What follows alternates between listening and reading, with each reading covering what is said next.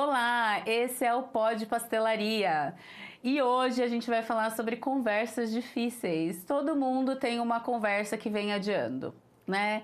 Um feedback que precisa ser dito, ou às vezes uma conversa mais complicada em que a gente quer falar o que sentiu, que se sentiu desconfortável. Então, isso já aconteceu com todo mundo e pode ter muita gente que esteja vivendo isso hoje. A dificuldade em ter essas conversas não é só pelo fato de ter a conversa ou não, obviamente. A questão é que ter conversas difíceis passa por empatia, vulnerabilidade e as emoções, né? E o quanto a gente está preparado para lidar com essas emoções e se expressar de maneira clara para o outro. E para ter essa conversa comigo, eu trouxe novamente a Denise Moraes. A Denise, ela é coach e ela trabalha com desenvolvimento humano e organizacional. Dê, obrigada pela sua presença. Eu que agradeço, um prazer estar aqui, o tema é super bacana, obrigada por me chamar. Acho que dá muito pano para manga essa conversa, né? Dê, então vamos lá. Por que é tão difícil falar sobre desconforto e ter conversas difíceis?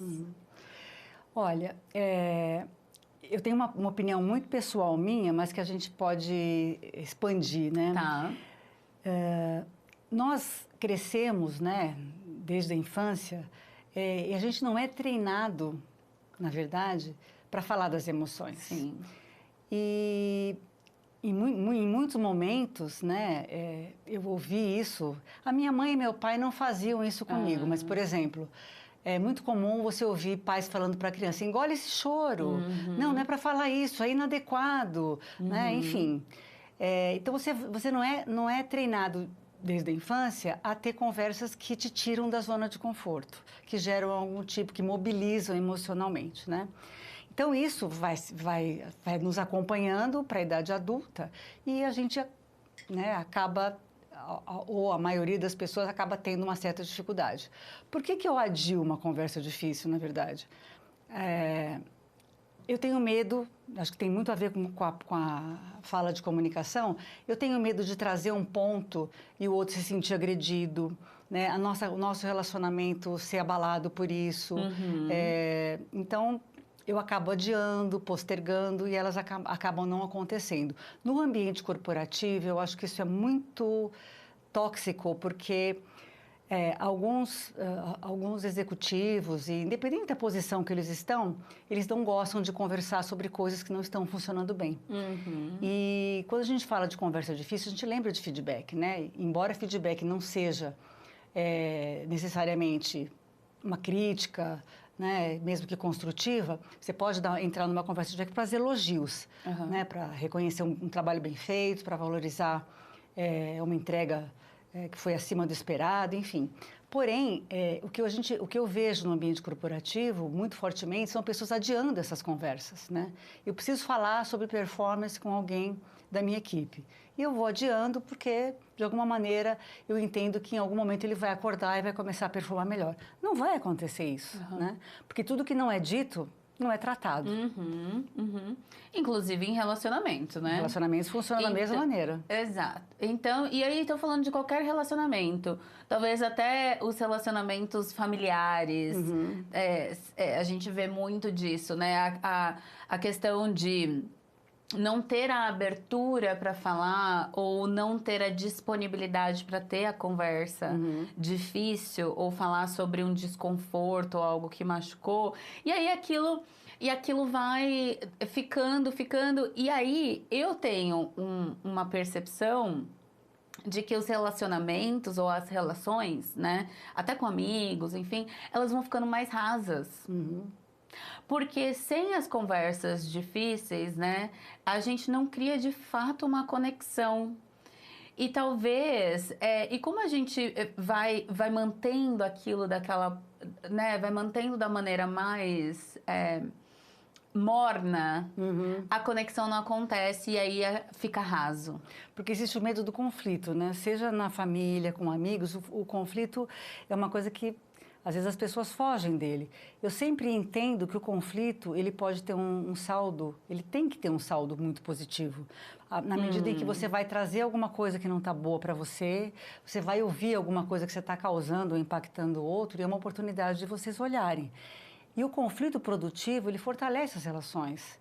Ele estabelece vínculos, ele fortalece vínculos, né? A partir do momento onde você se revela um pouco mais, fala de repente de necessidades, de desejos, né? Ou se você está num momento mais frágil, quer ter uma acolhida. Então isso fortalece a relação de confiança, né? Conecta as pessoas.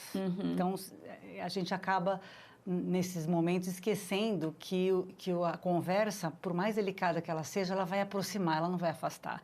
É claro que vai precisar haver adequação, equilíbrio. A gente não está falando de uma conversa difícil, né, aos berros, enfim, mas alguma coisa tranquila que busca uma solução. Odê, você tocou num ponto interessante, porque assim, não necessariamente eu preciso ir para uma conversa difícil na verdade, isso não deve acontecer na agressividade. E aí eu estou falando na agressividade de palavras. Sim. Na forma com que você se expressa com o outro. Porque nem tudo precisa virar uma discussão. Não é porque algo não está bom que precisa ficar pior, né? Não, se não conversar, vai ficar pior, Exatamente. né? Mas não necessariamente precisa vir com esse peso. Com essa carga de emoção com essa toda. carga, exatamente. E aí, como dosar? Eu acredito que se você sabe que você vai entrar numa conversa, se você planejou ter uma conversa, você precisa se equilibrar primeiro. Se autorregular, que eu falo, né? Quer ver como é que você está naquele dia, ir para a conversa aberta, porque se você for com a carga emocional, o outro também tem a carga dele. E aí, a conversa não vai surtir, ela não vai resultar, né? Não vai ter o resultado que a gente espera. Então, poder se autorregular, entender que você vai resolver com aquela conversa, ter um aspecto positivo, né? Entrar de forma positiva para a conversa. E estar aberto para ouvir o que vem do outro também, né? Porque se a gente quer falar, fala o que a gente quer, mas não quer ouvir. Então, poder ter essa receptividade de ouvir o que o outro pensa, o que o outro sente, e não tirar conclusões precipitadas, né? Sim. E eu acho que ir para uma conversa assim, ela não pode ser no momento da raiva ou do... Você precisa primeiro, como você disse, se autorregular. E isso é uma coisa que eu aprendi a fazer na minha vida. Porque às vezes eu ia para uma conversa... no fígado, sabe? Que aquilo ainda tá doendo em mim, eu ainda nem sei como processar aquilo, eu não processei aquilo, e aí eu vou eu ia, né? Eu ia mais de uma maneira combativa. E algo que eu aprendi, né, a fazer se algo me incomodou, eu primeiro reflito sobre por que aquilo me incomodou. Porque tem um ponto também que, assim, às vezes, não necessariamente é o que o outro fez, mas como você recebeu. Aquilo. E aí, eu acho fundamental entender, primeiro, por que eu me senti dessa forma? Isso tem mais a ver comigo, isso tem mais a ver com o outro talvez despertou um gatilho em mim, e que ele não sabe, mas tá em mim. Então, eu prefiro dormir com aquilo, por mais que esteja... doendo, ou, né? Prefiro dormir com aquilo e voltar de uma maneira mais equilibrada. Para eu entender como é que eu levo isso para outra pessoa, né? Porque é fundamental. Isso é requisito para mim, assim, essencial, porque se você não nomeia a emoção, se você não reconhece ali em você, você não consegue tratar. Na medida em que você nomeia, tô com raiva, tô com medo, tô irritada, nossa, isso me mobilizou, eu tô ressentida com o que eu ouvi. Às vezes não foi a intenção do outro, mas você está sentindo aquilo e você nomeando, você consegue reconhecer, né, se equilibrar para ir para a conversa. Às vezes é muito melhor você esperar uma noite de sono, uma boa noite de sono, né? E ter uma conversa no dia seguinte, do que ir para uma conversa de forma impulsiva, porque aí a versão que você vai mostrar para o outro é uma versão impaciente, nervosa, irritada. Você vai gerar isso no outro, porque isso tudo, quando a gente está irritado, quando a gente está emocionalmente quando a gente fala pela emoção, não fala pela razão, o impacto no outro não é bom. Sim. E o outro vai reagir. E aí fica um jogo... Eu falo, tem um livro chamado Jogo de Tênis. Ele é muito legal. Todo mundo tinha que ler esse livro. Que é justamente que uma conversa, quando vira... Pá, pá, pá, sabe? Não existe aquela pausa. Sim. Para conversar, para raciocinar, para se sentir, ver como é que você está se sentindo, respirar. Esse livro trata justamente de você poder ter pausas entre as conversas, poder se preparar para as conversas e ela não ser um bate-rebate, bate-rebate, bate-rebate. Porque essas conversas, elas não resultam. Né? Então, é muito melhor esperar e encontrar um melhor momento. Nem sempre dá, a gente sabe disso, né? Sim. Às vezes as situações acontecem, mas poder respirar, respira, faz contato com você, e aí toma um copo d'água, toma um café e você vai para a conversa. Exato.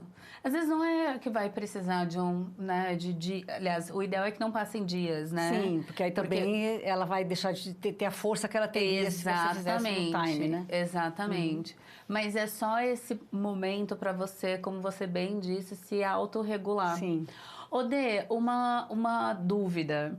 E se você tá autorregulado, você vai para uma conversa, vamos dizer que você fez toda a lição de casa e o outro reage de uma forma completamente diferente da forma que você está trazendo. Qual que é a sua dica? Porque isso pode acontecer, né? Sim, acontece muito, aliás, né? A minha dica é a seguinte... Quando você está regulada, né? Você está autorregulada, mas você percebe que ou o tema é sensível para o outro, ou ele está num dia que ele teve alguma situação anterior que mobilizou ele emocionalmente, ele está mais sensível, e você perceber que a conversa está indo para um caminho que ela não vai ser produtiva, tem uma coisa chamada recuo estratégico, que é um momento talvez de você recuar, né? Que pode ser uma pausa para um café, pode ser uma pausa para almoço, ou pode até deixar a conversa para o dia seguinte, porque o recuo estratégico faz com que você reveja a forma como você está tratando e permite que a outra pessoa venha para o seu estado normal. Né? E aí você retoma. Esse recuo, ele normalmente funciona porque esfria. Porque o que acontece? Você pode estar autorregulado e o outro não. Se ele não está bem, ele vai acionar alguns gatilhos seus também. É possível que isso aconteça. Então, o melhor é você ter um hiato aí que eu falo, né? Dar esse intervalo e se não puder ficar para o outro dia, que seja um almoço, que seja um lanche, que seja um café, uma água, e você retoma. Ou seja, não vai para o embate. Não, o embate não é um caminho. Não tem como sair de uma conversa como essa com um saldo positivo. Não tem, porque ela vai ficar inflamada, né? E às vezes você acaba falando coisas que você se arrepende depois. Então, o melhor é esperar a emoção baixar e falar mais pela razão. Né? E tudo bem falar, olha, talvez hoje não seja o momento pra gente conversar, vamos retomar depois? Sim. Né? E tá muito atento às reações do outro. Sim. Né? Como que o corpo daquela pessoa tá reagindo ao que você tá falando? Exatamente. Né? O não verbal fala muito, né? Às vezes ele tá dizendo que tudo bem, mas o corpo tá mostrando que ele tá tenso, que ele tá nervoso, que ele tá desconfortável, né? E eu aprendi recentemente, eu falei em outro episódio que eu adoro o tema de neurociência, eu sou muito curiosa, né? Então eu escuto muito a respeito e eu escutei uma coisa tão interessante nesses últimos dias, que a gente tem uma coisa que a gente, as nossas cabeças, os nossos neurônios, não sei como dizer, eles entram em eles sincronizam. Então, por exemplo, quando a gente tá num ambiente, por exemplo, nós aqui conversando, né? Isso, existe uma sincronização cerebral, né, falando, entre o que você tá me passando e o que eu tô te passando. E a gente se conecta, a gente sincroniza. Então, a probabilidade é igual quando você entra numa conversa com alguém e você depois você sai sentindo, nossa, eu tô pesada. Cansaço, né? Um cansaço. Porque, às vezes, aquela pessoa tá tão diferente, tão diferente Tem outra de você. sintonia, de repente. Outra sintonia. E a gente tá tentando sincronizar... E o seu esforço ele é tão grande que você sai da conversa Desgastado. desgastada. E não precisa acontecer uma discussão para você se sentir dessa forma. Sim. Então eu acho que essa dica do tá tudo bem, vamos conversar outro dia, talvez hoje não seja o melhor, e você precisa estar muito atento aos sinais que o outro dá. Sim. Sobre gatilhos, porque você falou que às vezes a gente pode despertar gatilhos nas outras pessoas e as outras pessoas podem despertar gatilhos na gente. Que tipos de gatilhos a gente está falando? De quais tipos de gatilhos a gente está falando e como que isso acontece? Todos nós temos gatilhos, da mesma forma que temos pontos cegos também, né? Por exemplo, usando o exemplo anterior, né, a pessoa está mobilizada emocionalmente, mas ela não se dá conta, porque isso não está aparente para ela. O gatilho é alguma coisa assim, ele está lá, mas você às vezes não reconhece. Se alguém toca nele, desperta em você uma emoção que é alguma coisa que você não estava planejando, ou vem de repente te pega meio desavisado. E os gatilhos são muito pessoais. Por exemplo, se você está conversando com alguém que você já conhece há algum tempo e você vai ter uma conversa mais delicada, a leitura que você faz daquela pessoa é essencial para saber por onde você entra. Então, se você tocou num tema que você percebe que gerou um desconforto, que você possa contornar, né? Não ir direto naquele ponto. Uma outra questão que eu considero importante se você conhece bem a pessoa e se você está fazendo uma boa leitura daquele momento em que você está conversando com ela, você vai precisar cuidar se ela não estiver bem. Ou se você vai tocar num tema muito delicado, por exemplo, eu sou certificada numa metodologia chamada O Elemento Humano, do Will Schultz, que é um psicólogo americano, ele já faleceu, e ele traz o seguinte: em conversas muito delicadas, para você não acionar o gatilho do outro instantaneamente, talvez você tenha que dizer assim: olha, eu tenho que trazer uma coisa para você, uma conversa para você que eu tenho a sensação de que vai mobilizar você, você vai ficar chateada ou chateado. E eu estou aqui pensando como começar. Isso, com essa fala, você está falando a sua primeira verdade primeiro, que é um desconforto que você está tendo por... Né, um cuidado, acho que a palavra é cuidado. Um cuidado que você está tendo ao trazer esse tema para essa pessoa, porque você sabe que vai acionar um gatilho nela e vai ser mobilizador. Isso provoca na pessoa uma preparação. Ela dá uma desarmada, tá? Porque ela sentiu que você está preocupado com ela. Né? Você tem uma preocupação de como você vai entrar nesse tema. E aí você começa. Isso normalmente causa assim uma... Sabe, assim, dá uma acalmada nas emoções e prepara o outro para te ouvir de uma forma mais receptiva. Isso está comprovado em pesquisa, né? Então, essa metodologia, que é o Elemento Humano, ela traz muito a questão do diálogo aberto, mas dependendo do tema que você possa falar primeiro a sua verdade, que é o medo que você está, o desconforto que você tem de tratar de um tema tão delicado para aquela pessoa. Essa questão da gente falar primeiro... que olha, eu estou com um pouco de receio de trazer essa conversa com você, ou estou me sentindo um pouco ansiosa de ter essa conversa com você. Ela também, esse primeiro passo, ele demonstra também uma certa vulnerabilidade. Sim, você se abre para a pessoa. Exato, porque você está começando aquela conversa já falando que para você também não é fácil. Não, né? Você está tendo dificuldade de começar. Exatamente. E aí eu tenho uma, de novo, percepção de que às vezes a gente entra, e tô me colocando total nessa percepção, que assim, às vezes a gente entra na conversa para ganhar e não entra de fato para agregar no sentido de resolver, de resolver, exatamente. Então, esse primeiro passo de vulnerabilização, ele é um passo difícil, né? O que você... E aí, obviamente, é impossível falar de vulnerabilização e empatia sem falar de Brené Brown. Você que me apresentou. Você que me apresentou a Brené Brown. Que ela, inclusive, escreveu o livro A Coragem de Ser Imperfeito. Fantástico. E aí eu quero saber qual que é a dificuldade da vulnerabilização. Por que a gente sente essa... É como se fosse um bloqueio, sabe? De onde vem isso? A vulnerabilidade, né, vem porque assim, hoje não, acho que foi sempre assim, mas a gente está falando mais disso hoje, né? A vulnerabilidade, ela está ligada à fraqueza, à fragilidade, quando na verdade não é isso. A coisa mais próxima da vulnerabilidade é a força, porque para você se vulnerabilizar, você precisa bancar aquilo, você precisa ser forte, né? Por exemplo, você dizer para uma pessoa que está te fazendo uma pergunta, que você deveria saber a resposta, você falar, não sei, né? Eu vou procurar, eu vou me aprofundar nesse tema e volto com você em seguida. É muito difícil, dependendo da posição em que você está na conversa. Então, o medo da vulnerabilidade está ligado a você justamente, por exemplo, eu vou falar que eu não sei, vou ser julgado, vão achar que eu não tenho competência. Não, como é que ela não sabe isso? E a gente fica preocupado com essas questões.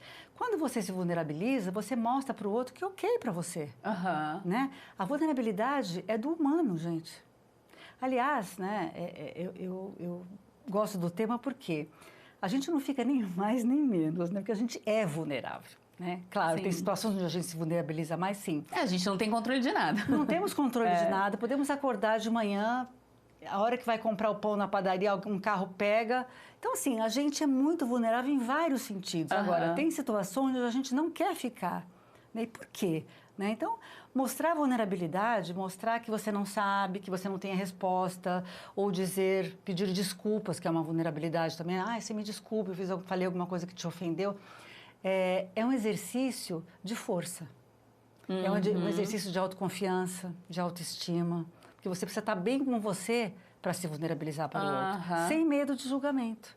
Perfeito. Sem medo de ser rotulado, né? Perfeito. Então, a vulnerabilidade, ela está diretamente ligada à dificuldade, ou melhor, ela está, às vezes, ela está ligada à insegurança. Sim. Ao medo de se expor, ao medo de se abrir, ao medo de ficar exposta, enfim. Quando, na realidade, para você fazer isso de fato, você precisa ser forte, o suficiente para aguentar o que vier, né? O que vem a partir daí, né? Ela fala muito, a Brené Brown, no livro e na TED dela, O Poder da Vulnerabilidade, que muita gente fica com vergonha quando se vulnerabiliza, né? Isso me deixou envergonhado, né? Então, a vergonha, ela é um sentimento humano. Tá tudo bem sentir vergonha, né? Se você, por acaso, aprendeu com a situação onde você ficou envergonhado, ok. Não dá para você passar por isso e deixar, né? De repente, entende o que aconteceu, vai mais a fundo, entende o que aconteceu que te deixou tão envergonhado, né? E vulnerabilidade, eu também acredito que é exercício, porque quando você vê o valor que isso tem e o efeito que isso tem nas relações, é fantástico, né? Eu lembro que a primeira vez que a minha filha... a primeira vez não, a única vez que ela perdeu o ano, né? Ela perdeu o 6º ano, a professora me chamou na escola e falou assim, olha, eu acho que a Raquel deveria fazer o 6º ano de novo, porque eu acho que ela passou, mas eu acho que ela vai fortalecer alguns temas para ela, vai ser bacana, ela está muito nova, ela entrou muito cedo na escola. Eu concordei, fiquei chateada, mas concordei. E quando eu contei para ela, eu lembro que ela ficou muito mal. Mãe, como assim? Eu vou fazer tudo de novo, mas o que eu vou falar para as minhas amigas? Elas não vão entender nada. Raquel, olha, só eu não passei, mãe. Aí eu falei, Raquel, tá tudo bem, sabe? Você vai fazer um ano, vai sair mais fortalecida desse ano. E olha, a mamãe precisa contar uma coisa para você. Sabia que a mamãe repetiu um ano também? Foi, mãe. Falei, repeti um ano. Teve um ano que eu não consegui as notas todas e eu repeti. Olha só. Eu tive que fazer o ano de novo e tá tudo bem.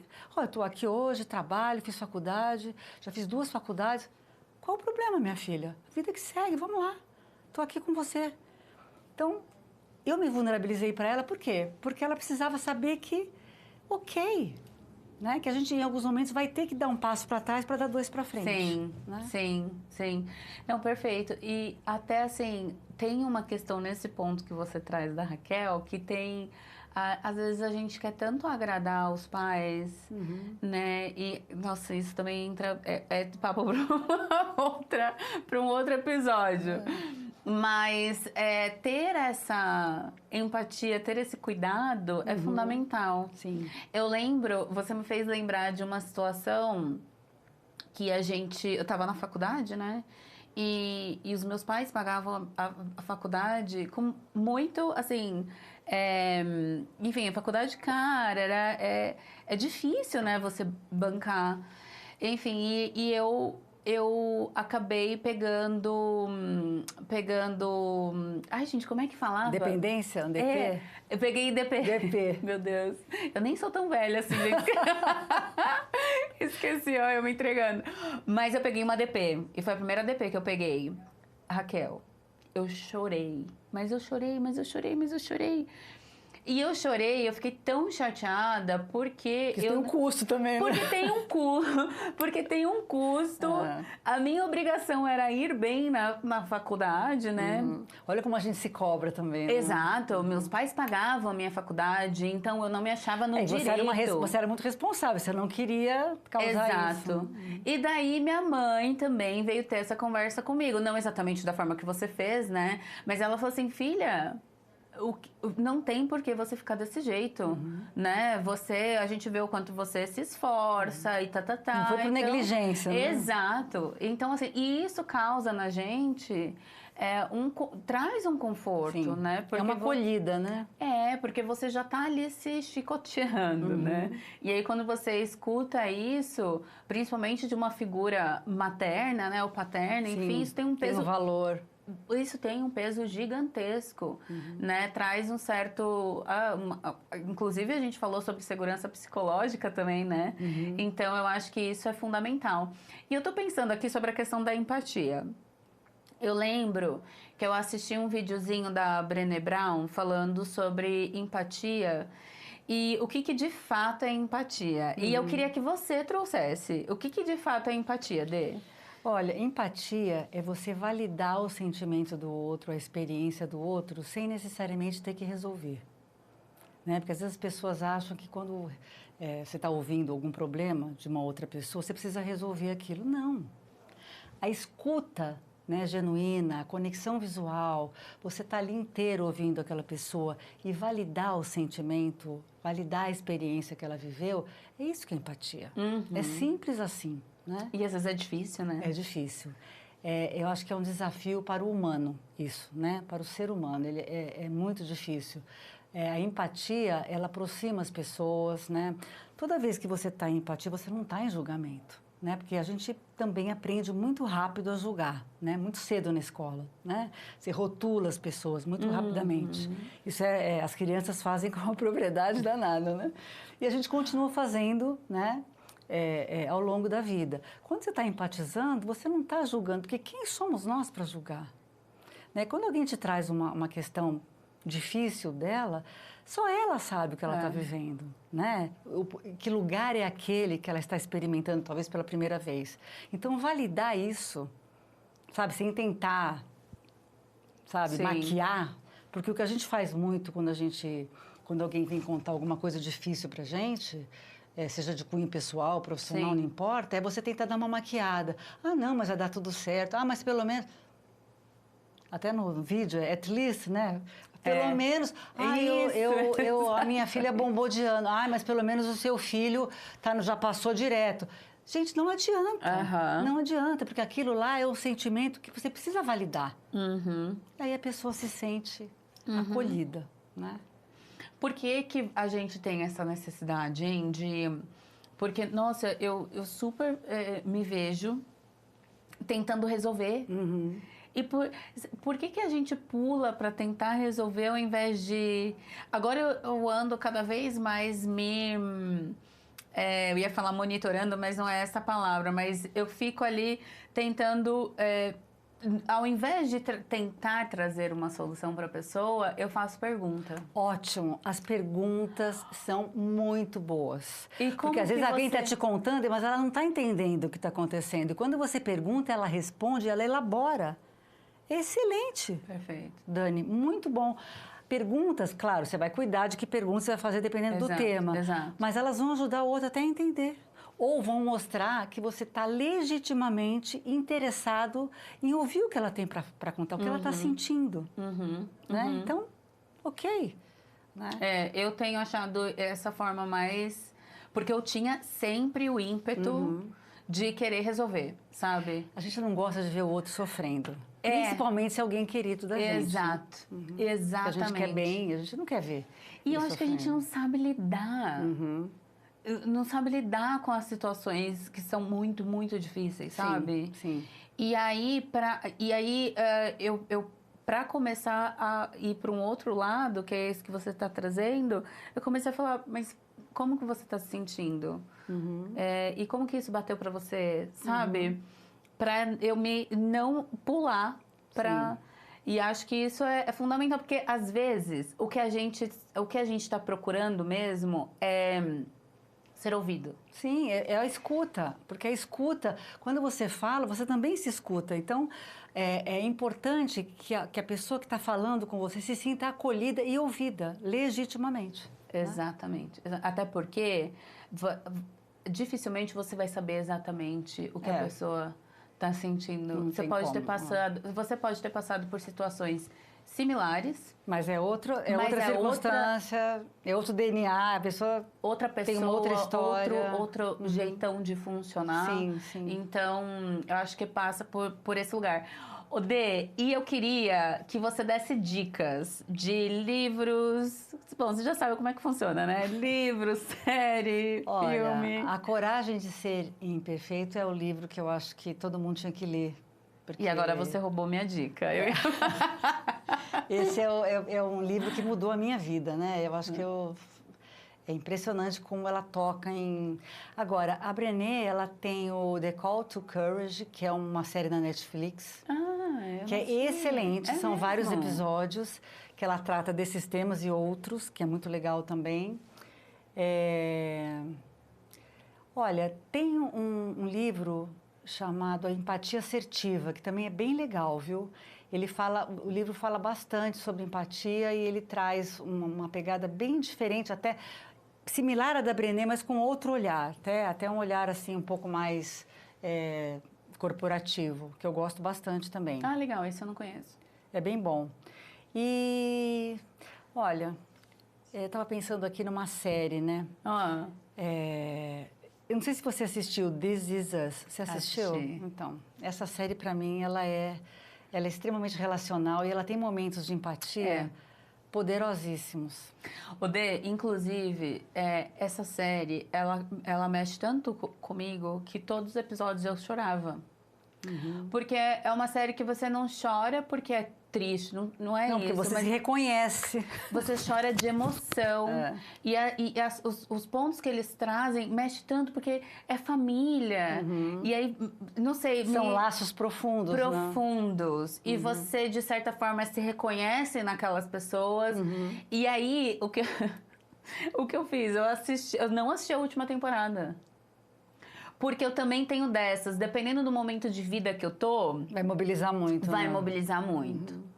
Então, eu tô esperando pra voltar, mas essa série é incrível. Dá pra ver, tem que ver mais de uma vez, até pra você, porque os diálogos são muito potentes. Muito, muito. E é de uma delicadeza. Extrema, é maravilhosa. Dê, muito obrigada pela presença. Eu que agradeço. E, como sempre, eu vou te pedir... qual que é o emoji que você gostaria que as pessoas deixassem nos comentários? Pode ser o coração, que eu adoro o coração vermelho. O coração vermelho de novo, tá bom? Gente, corações vermelhos aqui nos comentários e também tragam as suas sugestões, são sempre muito bem-vindas. E muito obrigada por ter ficado com a gente até aqui e a gente volta com mais pastéis fresquinhos pra vocês. Obrigada. Terminamos! Muito bom. Eu não aguento de contar palmas.